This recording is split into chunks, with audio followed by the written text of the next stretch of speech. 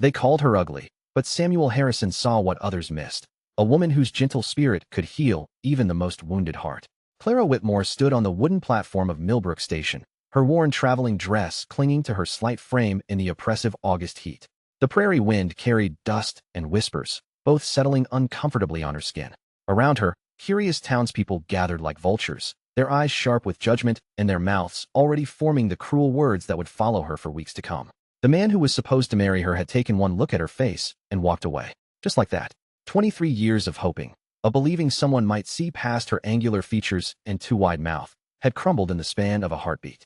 Thomas Mueller had examined her like livestock at auction, his expression shifting from hopeful anticipation to undisguised disappointment, then to something worse, disgust. Before we continue, let us know where you're watching from and what time it is for you. Your comment helps our community grow stronger. Thanks, and let's get back to the story. The afternoon sun beat down mercilessly on Clara's uncovered head, and she realized with growing panic that she had nowhere to go. Her meager savings had purchased the train ticket west and little else. Behind her, the locomotive hissed and prepared for its return journey east, but she couldn't afford passage back to the life she'd fled. Thomas had made it clear that their correspondence would end as brutally as their meeting had begun. That's when she noticed him, a tall figure in the shade across the dusty street, leaning against the weathered post of Miller's General Store. Samuel Harrison watched the scene unfold with quiet intensity, his dark eyes taking in every detail of her humiliation. While others stared with morbid curiosity, his gaze held something different. Not pity, exactly, but understanding, as if he recognized something in her abandonment that resonated with his own lonely existence. Sam had been coming to town for supplies when he witnessed the cruelest rejection he'd ever seen. Clara Whitmore wasn't conventionally beautiful, that much was true. Her nose was too prominent, her mouth too wide, her cheekbones too sharp. But there was something in the way she held herself, even in defeat, that spoke of quiet dignity. Her hands, though trembling, remained clasped in front of her with ladle-like composure. Her chin, though quivering, stayed lifted. She was drowning in humiliation, yet still trying to preserve what little dignity the situation allowed. The crowd began to disperse as the novelty wore thin, leaving Clara increasingly isolated on the platform. The station master approached with obvious reluctance, clearly uncomfortable with having a stranded woman on his property. Sam watched as Clara fumbled through her small reticule, probably counting coins that wouldn't stretch to cover a room at the boarding house, let alone meals for more than a day or two.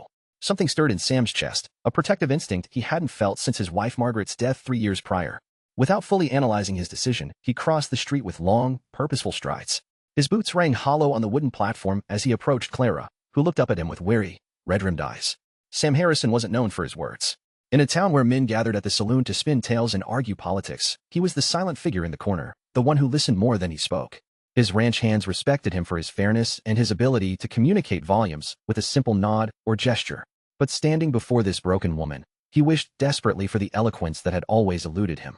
Instead, he did what he did best. He acted. Removing his hat with one hand, he extended his other arm toward Clara, not touching but offering.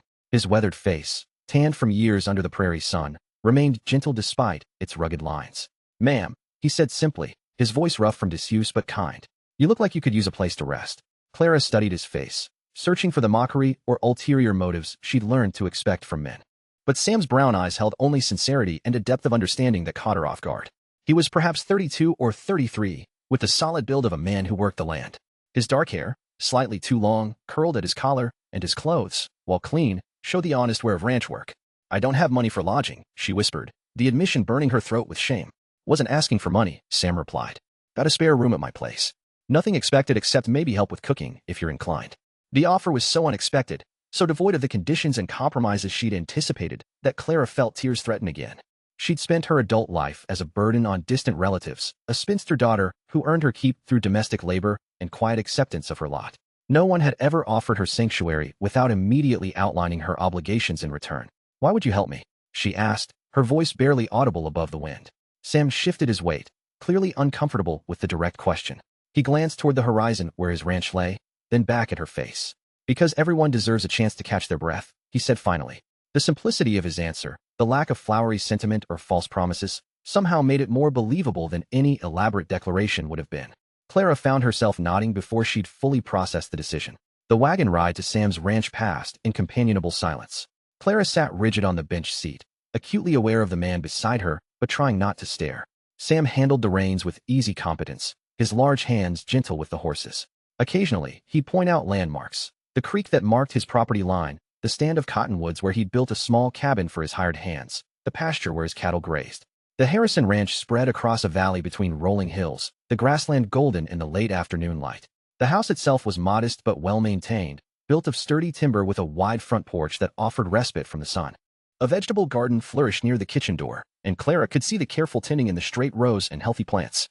Sam helped her down from the wagon with the same gentle consideration he'd shown at the station. His hands were work-roughened but careful, and he released her the moment her feet touched solid ground. He retrieved her single carpet bag from the wagon bed and gestured toward the house. The interior was clean but sparse, furnished with handmade pieces that spoke of practical craftsmanship rather than decorative intent. The main room served as both sitting area and dining space, with a stone fireplace dominating one wall.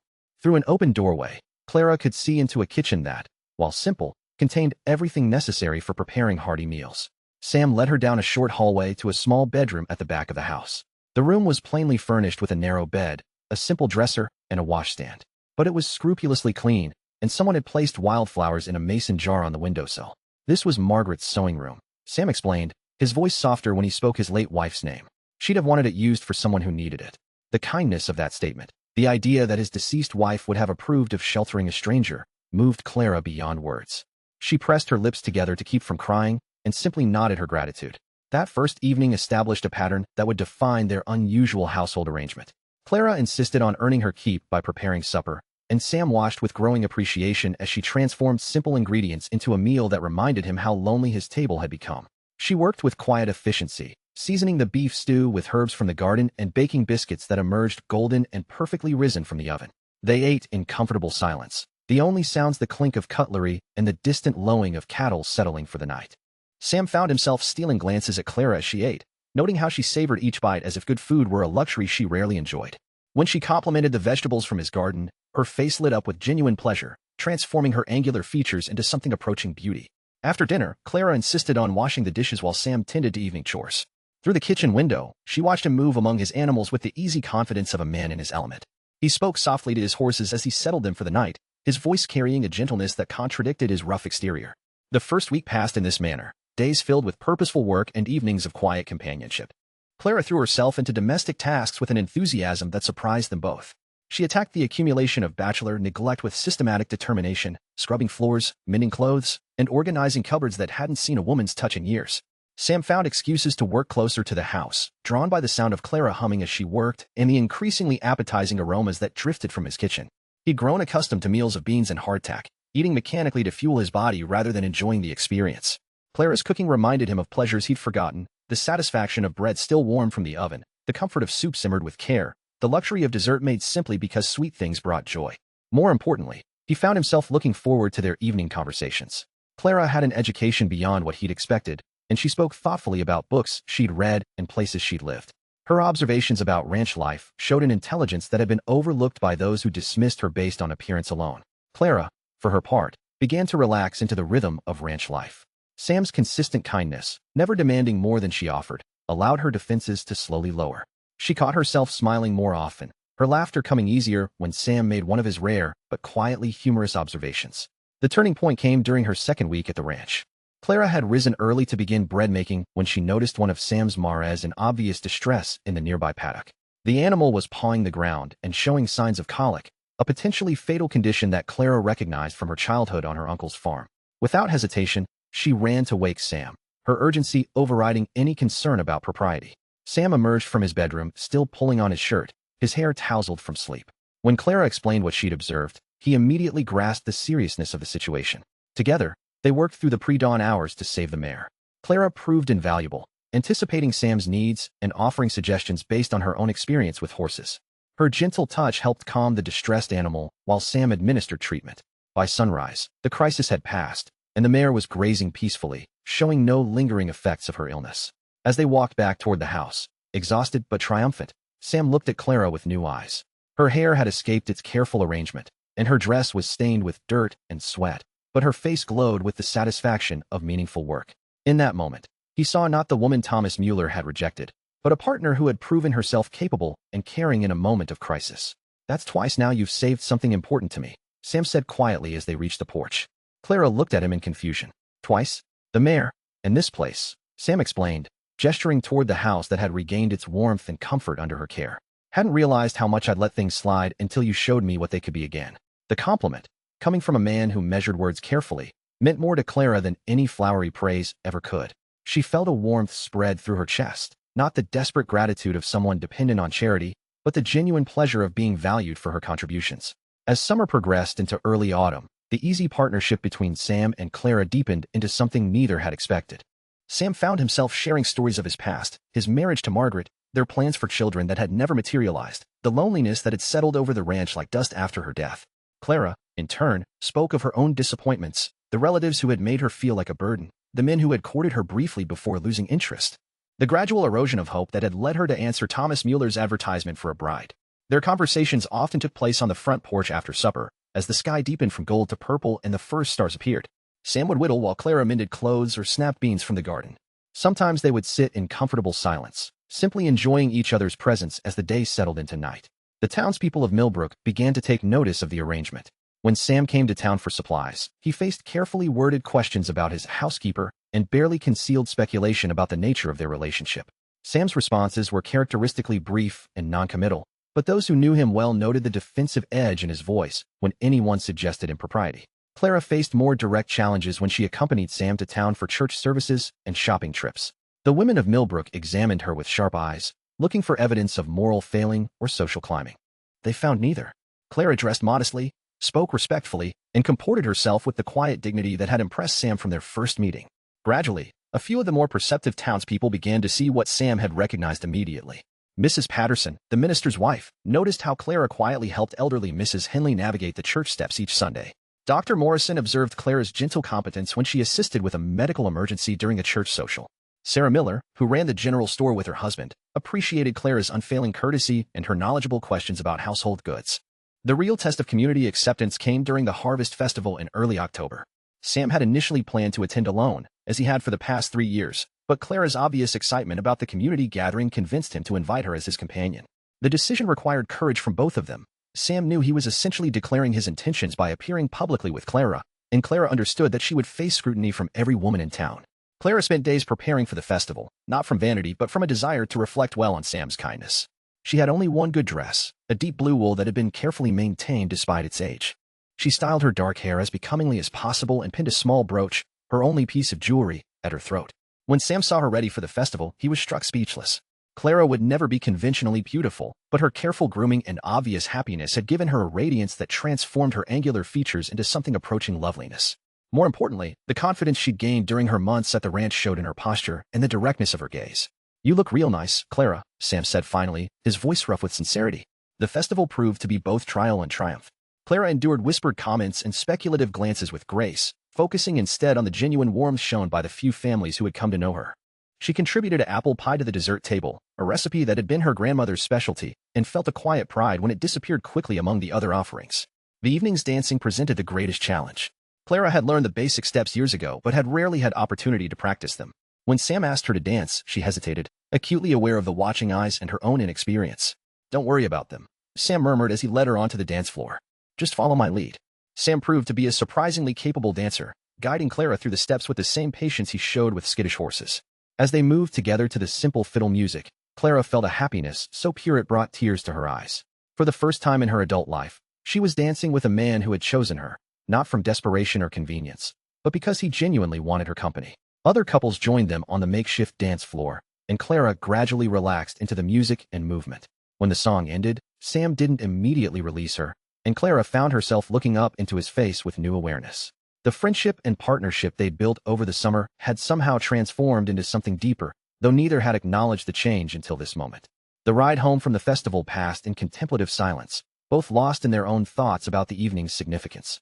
Clara sat closer to Sam on the wagon seat than strictly necessary, and Sam made no effort to put distance between them. The autumn air carried a chill that promised winter's approach, and Clara found herself dreading the thought of change disrupting the contentment she'd found. As they approached the ranch, Sam finally broke the silence. "Clara, I've been thinking," he began, then stopped, as if reconsidering his words. Clara waited patiently, having learned that Sam needed time to organize his thoughts before speaking. "I know you came here as someone else's intended bride," Sam continued slowly, "and I know you didn't plan on staying permanently when I offered you shelter. But these past months, having you here, it's been the best time I've had since Margaret died." Clara's heart began to beat faster, but she remained silent, sensing that Sam needed to work through his thoughts at his own pace. "What I'm trying to say is, I'd like you to stay. Not just as someone helping with the house, but as my wife, if you'd be willing."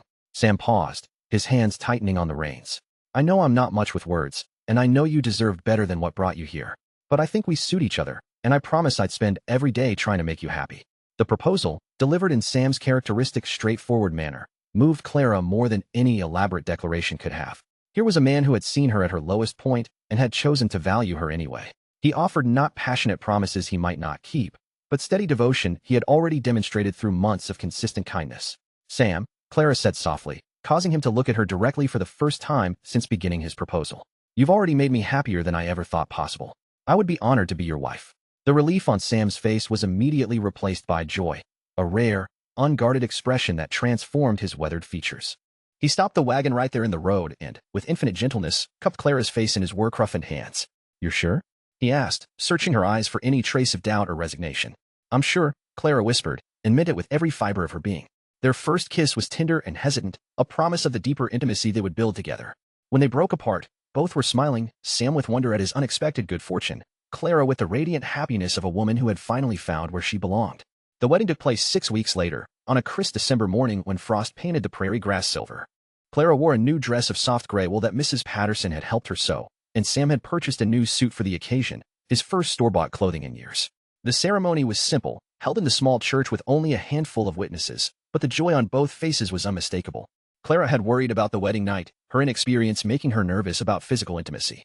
But Sam approached their marriage bed with the same gentle patience he brought to everything else, and Clara discovered that love could indeed make physical union a source of joy rather than mere obligation. Winter passed in a cocoon of domestic happiness.